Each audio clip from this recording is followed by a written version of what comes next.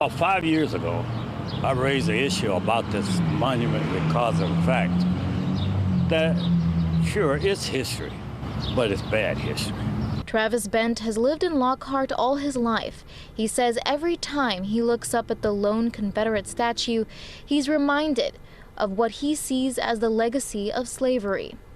In light of civil unrest across the nation, business owners who live in historic Lockhart are requesting the monument be torn down, just as many others have been across the nation. I think that this is not a new thing. People have had these issues for a while. It's very clear that there are plenty of people in our community, especially people of color, especially the black citizens who have lived here for just as long as we have, who are offended by the monument and who understand that it stands for racism and white supremacy.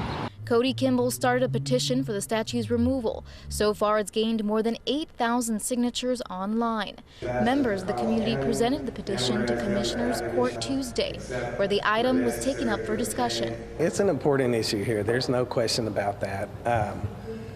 You know, just like the United States, Lockhart is changing, and there has been a lot of change that's come to our town in the last 2 or 3 years, and those folks that have moved here want to be heard. The folks that have lived here all their lives want to be heard.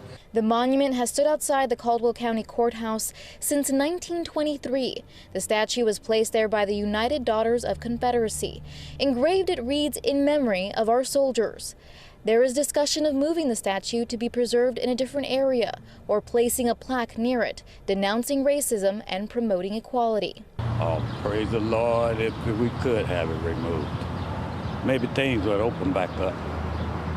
And we could at least have a little bit more freedom and understanding about being together. The Commissioner's Court will discuss the issue at a later time before deciding whether or not to take it down. We live in a time, I said it during court, where instead of talking to each other and trying to find mutual ground, we seem to live in a bipolar world where you can only be one way or the other, and we just shout at one another now.